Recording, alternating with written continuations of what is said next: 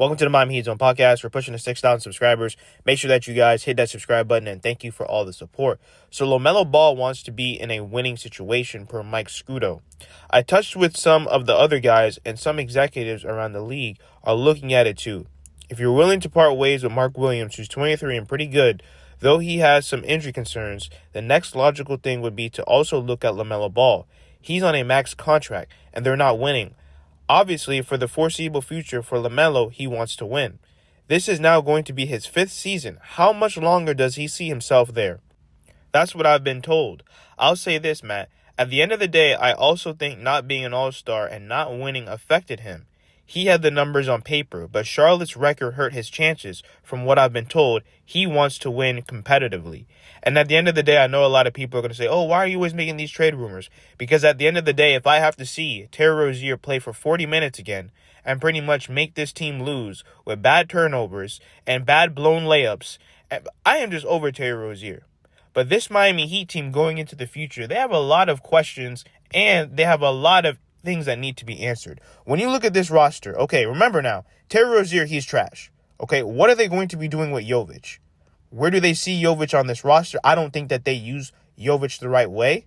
Same thing with Andrew Wiggins. Do they see him going into the future? I think that he's a great piece, but are you winning a championship with Wiggins, Tyler, and Bam? I don't think so. There's some people right now that still want to trade Tyler Hero. They're saying that Tyler Hero, his stock is the highest it's ever been.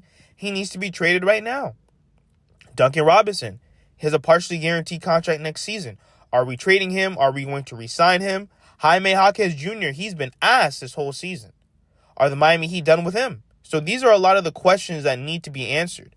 Same thing when it goes to Davion Mitchell. I think Davion Mitchell needs to be re-signed immediately, only because I think he's a great point of attack defender, and that's what we've needed for so long. But when it comes to LaMelo Ball, I think that he's a great player. Obviously, you know, he's a great player on a terrible team, and you want to see, okay, can he play on a winning team? Can he translate his game to a winning style of basketball? And I think he can. At his size, his talent, his scoring ability, can you imagine LaMelo Ball and Bam Adebayo? I mean, obviously, you would also want to keep Tyler Hero. I don't know what that backcourt would look like, but especially if you're able to give this team a point guard, a playmaker, a talented playmaker at that. That is exactly what the Miami Heat are missing. And I know a lot of people will say, oh, why do you always need a player to unlock Bam Adebayo? You don't necessarily need a player to unlock Bam. But if you have a guy like LaMelo Ball, I'm not saying he's going to solve everything, but he is definitely going to help this Miami Heat team offensively.